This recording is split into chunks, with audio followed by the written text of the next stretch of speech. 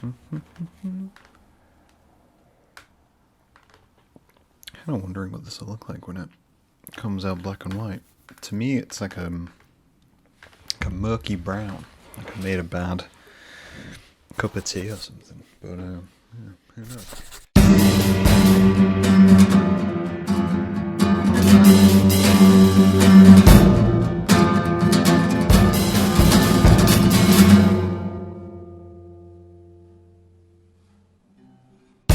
Sup kids, how are you doing today? I have a small story to tell as we start this episode off and I get comfortable. I moved everything around and this was a mistake, I feel.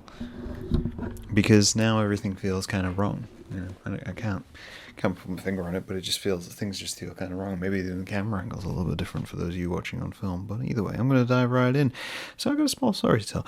I remember, this was back when I was on Twitter. I was on Twitter a while back, and now I'm not on Twitter. And I refuse to call it whatever it's been called now, because it's ridiculous, and the rebranding effort is some sort of Faustian mythological tale of just hubris. But someone asked for, I want to say, advice or information which you'd been given, critique someone had given you early on in life or in your art career, and how that affected the things you were doing as you went along the way. And then I had a recent experience where I was describing content types and photography types, and we talked a little bit about this with Martin and Amy. We were having a discussion of essentially just different approaches to the same platform. They just recently joined YouTube and they just got into doing it, and they're looking at content and seeing what's successful and seeing what they can do to emulate it but give it their own twist. And I appreciate that. I appreciate them as people. I appreciate the work that they're doing, and I enjoy their videos. But it's not the way I'd approach it. I mean, evidently, this is not the way I approach it. I leave in mistakes. I unedit. The only time I really make a cut, if I have a guest on, is if there's a technical failure. And you've seen these things. And that's something which I bring to most things I do. My brother gave me the comment on the podcast about how I just post everything I make. And yes, this is pretty much true. I do just post everything I make. I don't post it all at the same time. Sometimes I drip feed it out, and whether it's good or bad or the best work I've ever made or okay, somewhat subpar, it doesn't really affect me posting it out there, because I'm posting it for conceptual reasons. I'm posting it for myself. I'm catharting myself. You gotta be careful how you pronounce that one. I'm embracing a level of catharsis with the things which I do and the things which I make. And that's what's important to me, because I'm concept-led and coping mechanism-led. I always have been, and as I say, that's a whole thing. But I'm going to go back a few steps here. We're going to get back to the point. I mean, we're still on the point, but I'm going to go back to the point. So when I was in university, for those of you who don't know what a uni is, I recently used the word mob and confused many Americans, because I said, "You can catch me on my mob." And they looked at me like, "What? What are you talking? Are you talking about mobs, gangsters, Italians? What is this? What is this mob you speak of?" I don't know why they said like that. When they would have been like, "What is this mob you're talking about?" Like, none of that. Graham, you're not using the words which you're meant to use. What is a mob? Anyway, either way, it's mobile.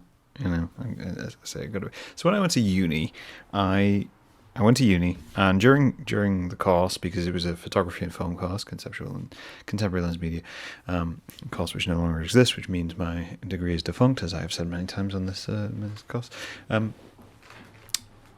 We have critique sessions, and critique sessions are okay. I don't hate them. I quite enjoy them. I like looking at work and encouraging people to continue that work and keep going. I think critique sessions are good for that. It's a lot like a retro. If you've ever worked in any industry which has retrospectives or sprint planning, a retro is only as successful as the person who is running the retrospective, because the whole idea about them is to get people to engage, to discuss what went well, what didn't go well, and how to resolve that. And get different impressions, and sometimes it can be really eye-opening. Sometimes it can be a real question of, such and such did this and such did this. One of them sees it as positive, one of them sees it as negative, and they come together and they coalesce, and the person running the retro is meant to find some common ground and figure out something to just to improve that process. So an art retro is meant to somewhat be like that. It's meant to be a group discussion, and if you can't get the group to discuss, then it's redundant. It's a redundant process. Just making sure my microphone's recording. See, I'm going to leave that in. I checked my microphone, and I'm going to leave that in. Going to do a double check just here. Pretty sure it says it's recording. Anyway, and I think that's what it's meant to be. That's what it's intended to be. What it actually ends up being is a personal critique of your work by the tutor, because the tutor is the person who's marking you. They're marking your work, therefore you have to impress them. You are weirdly on an artistic course. You're catering to an audience of one. You're not really catering to the wider world, and you're not really catering to anyone anywhere other than the person who's going to give you a grade, because you're heavily reliant on their opinion. Even on our course, we had 3 or 4 tutors within our course, and they did critiques together. So they thought it was more balanced. They saw it as, well, we're a balanced team. We're a semi-diverse group of people, male and female, different locations, all white because, England.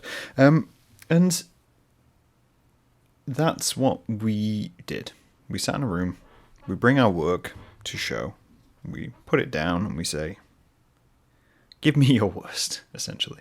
And there was a couple of instances which really stuck out within my mind. The first one of them was, I remember somebody showing some work which, there were photographs of hospitals. So it was inside I don't know the official term for it. I want to say pediatrics. It was a baby ward. It was a ward where children are born, which, is an interesting subject in itself. It's a fascinating medical process, and they'd gone through and they'd taken these photographs. Now, of course, they could only take these photographs when the place was empty. That's privacy at work, and that's hospitals at work. You're not going to go in when the child's being born and just be snap happy and then try and shove a consent form under a toddler's nose. I don't know why suddenly a toddler. Time moves quicker in this space and time I've created. And they'd have been through and these photographs, and they'd taken these wonderful photographs. I thought they were fantastic. They were these black and white, really classy grayscale style photographs with essentially like moodish lighting, because they just used the surgical lights, and it looked great. They were fantastic photos. They were really high quality. I thought the concept was really interesting, and it was significant that the rooms were empty to give you a sense of calm. And that was the impression they were trying to give. It gave you a sense of calm, of everything which goes on in these spaces, all these like really dynamic spaces, the screams, the terror, the sweating, the presumably defecating, all of these things which go into bringing human beings into the world like Urukai, and presenting these photographs.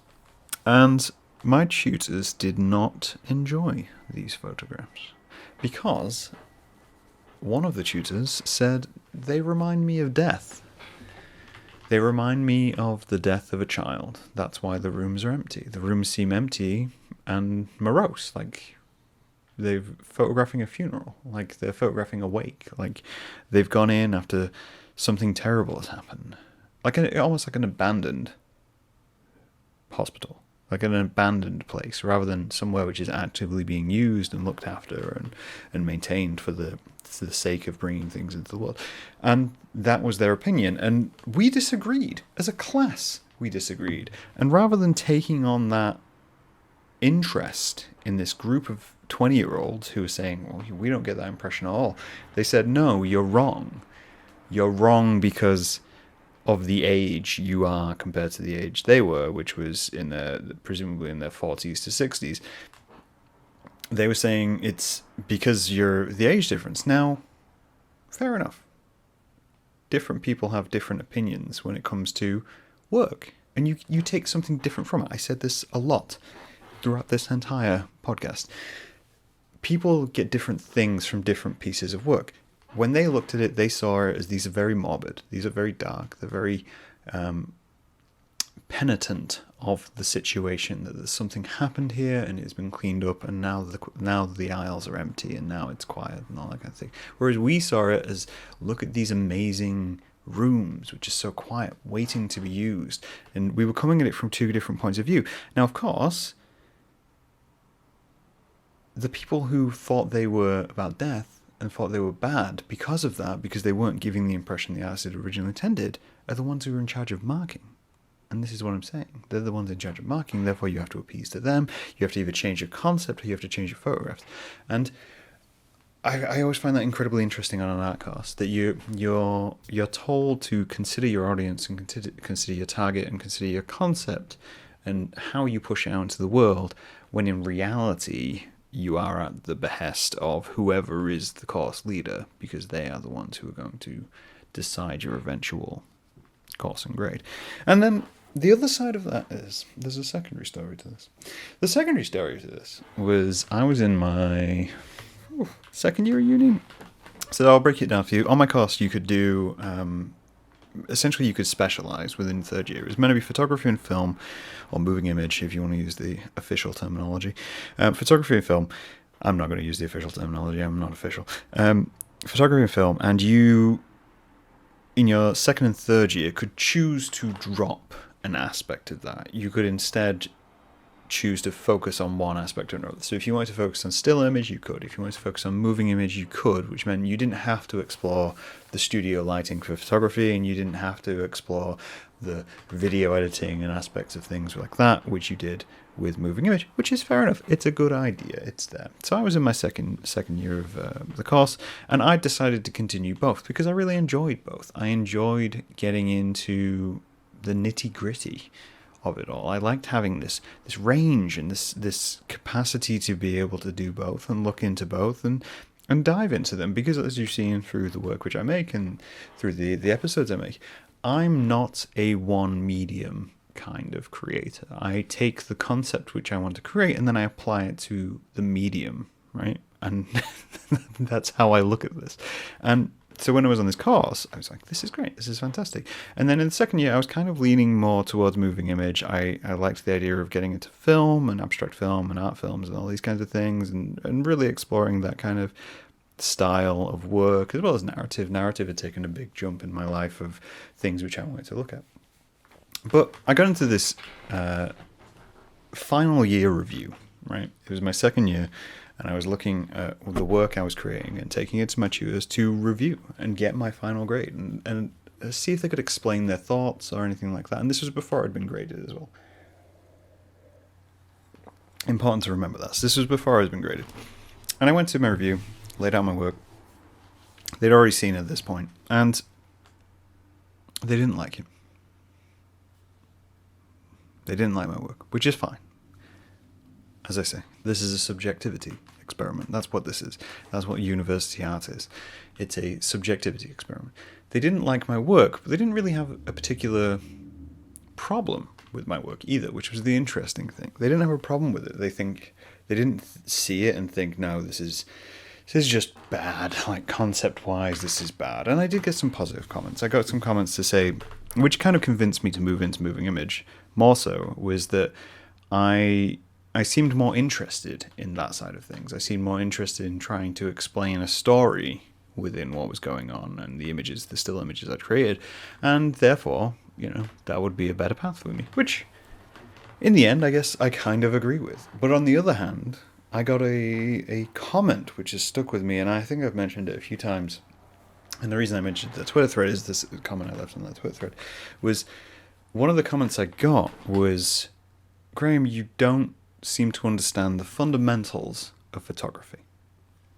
Now bear in mind that this is my second year on this university degree level course where tutors are meant to teach you and explain to you the fundamentals of the thing you're trying to do. And never at any point had they outlined what these fundamentals were.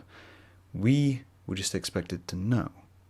Now, I will also say that the images I created for that second year course were all using studio lighting, reasonable DSLR of the time, and staged situations. They followed the basic premises, the basic fundamentals of photography. So I still don't know what that comment means. I still don't understand what that comment means. And anyway, so I got this comment, and I took it to me, and I was like, what am I going to do with this feedback, right? What am I going to do with it? Because it doesn't mean anything. It almost seems like a comment you give someone because you don't feel like you can give a comment. Saying something because you need to be seen to be saying something. There was nothing in the work which made sense to say I didn't understand. Like, they weren't badly exposed. They weren't out of focus. They were lit. They were clear, I guess is the terminology. And it made me revolt, as it does, as the way my brain is wired. When you insult something, when I create it, my first instinct is to just be like, fuck your fundamentals. Fuck everything which is to do with the X, Y, and Z of whatever the situation it is, right? Oh, you made a bad sandwich. Well, fuck your sandwich. To me, a sandwich doesn't need to be 2 slices of bread with stuff in the middle. I want my sandwich to be round. Sandwiches should be round. Why not? Let's just put it in a round, and I'm not going to serve it flat. I'm going to serve it in a bowl. And my brain instantly goes there. And in many ways it still does, because there's parts of me which just need to retaliate to that feedback, and this is one of these defining moments which did that. But they told me this, right? And as an adult, I still don't understand the comment, and they still don't understand these things. But why do I bring this up? Why do I come back to this and say these lines again to myself? Now, the reason I shared it on that thread, and the reason I shared it on Twitter at the time, was because we were discussing when you got bad feedback, right? We're discussing when things had discouraged you from doing something. And this did discourage me. It discouraged me from wanting to make still images. It pushed me into moving image, which I explored and I enjoyed. And that was great. It had a positive outcome. But at the same time, it made me feel like, well, my photography work will never be good enough. It'll never be good enough for the people who are going to criticize my photography, because I can't even appease the people who are there to grant me, grades and grant me a path forward. And we were having this nice cathartic moment between artists, especially working class artists on Twitter, where we discussed these situations in arts education which negatively affected us and impacted us in a way where we could have looked for support and we could have done with support. What we really needed, all I needed in that situation, was for my tutors to say, it seems like you struggle with these aspects of the fundamentals, and they didn't do that. They didn't provide that support. Instead, they chose to tell me that, and we moved on. But recently I was having this conversation, and this is where I come back to Martin and Amy, I was having this conversation and comparing my photography to my brother's photography. Now, if you don't know, my brother, whilst being a YouTuber now, a vlogger, as he likes to say, is a very talented photographer. He posts a lot of photos which he took whilst he was in New York, and I really enjoyed them, and they look great. They're vivid, colourful, aesthetically pleasing, straight lines, clear, focused, and he puts a lot of time and effort into learning the techniques and the skills which are required to do that. It makes him feel makes him feel good, makes him feel, like he's doing the thing he wants to be doing, and he's creating the types of image he wants to create. And that's a very key part here. What I don't like about them is that they look a lot like other stuff, right? They look a lot like a lot of the photography I see of New York, and that's his intention. He's intending to go out and make very specific, stylized images inspired by the stuff which he sees, and that's what he enjoys doing, and more power to him. Whereas my photographs I recently took, and I recently shared some on Instagram, was I had taken some film photographs where I'd used the wrong type of film with the wrong ISO, and I think I'd set my camera up wrong. So essentially, one of the rolls I shot just came out disgusting.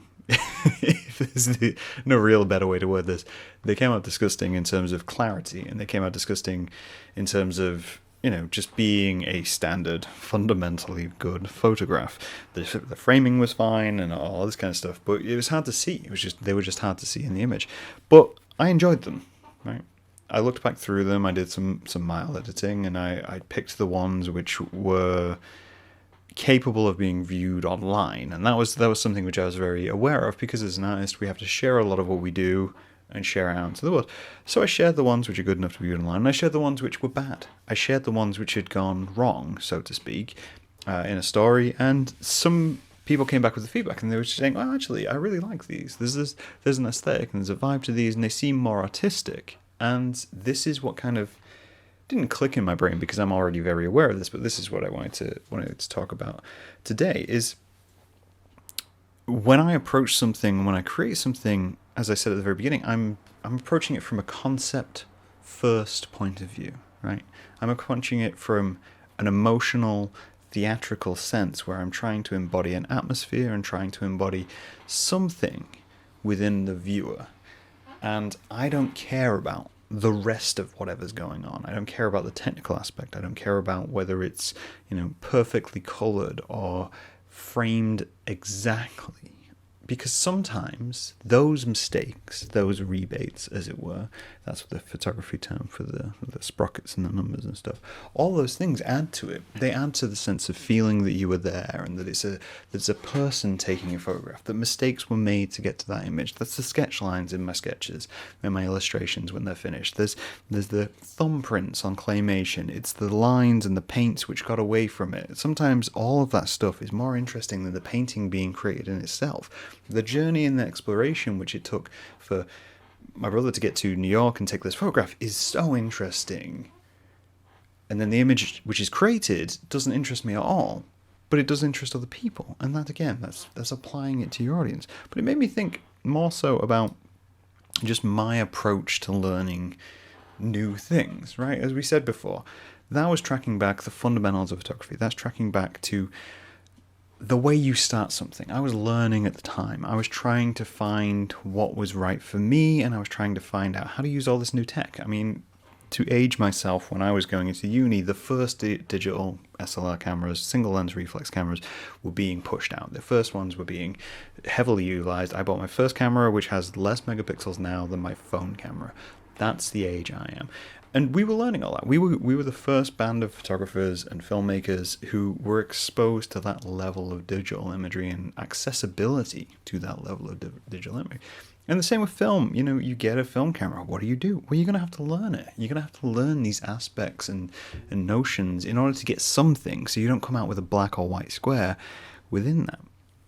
So I was considering that, and I was considering how I pick up things. And I realized that it's not so much that I don't understand the fundamentals of photography, right? I just have a different determination and definition of what the fundamentals of creation are.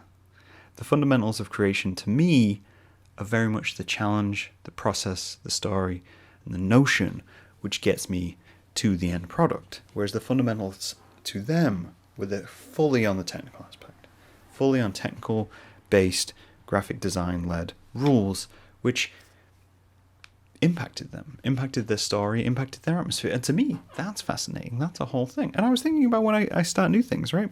My process, and I was trying to think of this, it was my process. I was trying to line down how I go about things. And there is a very simple process I take, which I thought to myself and realized. All right, my process is this. I think of the thing which I want to create, or I'm inspired to create. So I think of the thing which I want to create, and then I try to create it. Doesn't matter what it is, right? Doesn't matter if I'm exploring a new paint. Doesn't matter if I'm exploring a new style. Doesn't matter if I'm exploring a new process. Lino cut, clay, felt work, sewing, anything. Whatever it is, I just try it. I get hold of some materials and I try to create it. I did a lino cut for Pancake Day, and it was the first time I'd done it. But I bought some lino, I bought a cutting knife, I drew a thing onto it, and then I cut it out. And then I did some printing. It didn't come out amazing, but it came out well enough that I had an image and it was what I created. I learned so much in that first attempt at just trying to do it that I was able to do it again. And the next time I did it, I learned slightly more because I changed slightly what I'd done. And that's what I do. I figure it out. I figure out the first one. And essentially, I intend to fail the first time I try anything. literally, that could be a slogan for me, is I have fully intended to fail the first time, right? It's like you bake a cake, you make a sandwich, I'm going to fail. I know I'm going to fail. And in some ways, I am intending to fail because I'm trying things. I'm experimenting with things. Oftentimes, when I tell people about the first times I've done something, I get told, well, Graham, that's silly. Because you know that's not the right way to do it, right? You've seen tutorials, you've seen these videos, and you watch this. Or I could tell, why didn't you come to me? I could have told you that that's the wrong way to do it. Because I don't want to. Right? Because I don't. Because the fun is the process. The fun is diving in and going, oh my God, this cake turned out bloody awful. Or, oh my God, why is this paint not adhering to this canvas? All of those things come into play, and I'm gonna figure it out. I'm gonna intend to fail because it's all information. It's all adding to my skills as I go. And then, what do I do when I fail? I fail, and then I take that failure, and then I go learn some stuff. I think, why did this go wrong? What went wrong with this whole process? What did I struggle with? I perform essentially a micro retrospective on myself. I get very insular and I say, right, where did this go wrong? Why are we struggling with this? This should be simple. We've seen other people do it and we have tried to imitate what we've seen other people do. Where did this go wrong? And I read about it and I learn some bits and I get involved with that, And it does. It helps because it suddenly informs things. People will say, oh, you're doing this, and then, there'll be a tutorial about something or other, and that will inform the things I've done. And because I have real-world examples of that failure, I can fully relate to myself. I'm like, oh, that's why my knife kept slipping when I was doing the lino cut. That's why when I baked that cake, it didn't rise exactly as it should. The first time I made bread, right? First time I used my bread maker, I didn't make the recipe, which was the most basic. I instead threw a bunch of garlic salt into that recipe because I thought garlic bread, that sounds fantastic. Let's do that. Let's try to make garlic bread. My bread didn't rise. Didn't rise at all. Ended up with a brick. I ended up with a cakey brick. Do you know why? Because garlic and yeast don't mix. And that's why when they make garlic bread, they put garlic butter on it instead of putting the garlic into the bread. I didn't know that. I learned that briefly afterwards. Right? And that's how I did it. I learned back and I went and I was like, oh, cool. But I learned that. And then I learned about, having those things involved with one another and having those things overlap one another. Oh, just going to click record on that again because that's stopped recording. This is a longer podcast than usual. And I apply that to what I've learned to improve my initial attempt, because then I'm also just creating what I want to create. I get in there and I'm trying to make the thing I want to make rather than following a tutorial exactly, following a new lesson plan or anything like that. And from that point on, I can go, grow, evolve, and let the concept lead the creation process.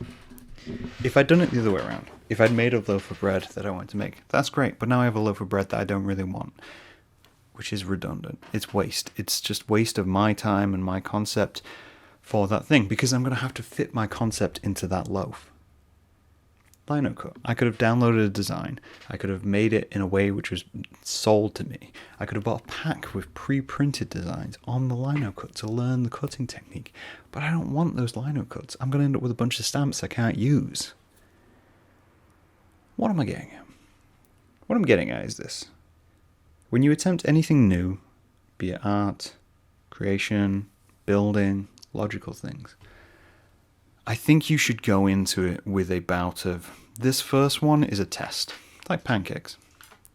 This first one's a test. This first one is me just trying something. Got a new technique, I'm going to try it. Got a new hobby, just going to try it. Not even going to watch a video, not going to do anything, just going to try it. Making something gives your muscle memory, your brain a challenge. And as soon as you embrace that challenge with the idea that I could fail, what you're left with, it comes out a bit better, right? It comes out like, oh, it probably didn't go as bad as I thought it would go.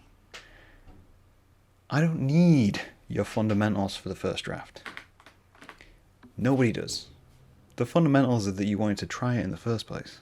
The fundamental is that you're embracing a process which allows you to learn something and do something and create something. You're engaging cathartic process rather than engaging a technical process. And then after that first failure, you get to sit back and say, oh, hey, Did that first fail, it didn't go exactly how I wanted. Now I do a little bit of learning, and then I'll be able to make that first failure into something more successful, or figure out why I need to adapt my plan. My reaction to being told it is fuck your fundamentals, which I now disagree with. It's a good slogan, fuck your fundamentals. Instead, just recognize that different people have different fundamentals. I don't care about the technical aspects of those things. I know how to create an image. I know how to create a standard, equalized photographic image. I know how to make a loaf of plain bread. But I'm going to continue and use those skills to continue to make conceptually led, cathartic images, creations, loaves, which I actually want to make, and build that knowledge base slowly. I fully encourage you all to go out, try something, do something new. Just be prepared to fail.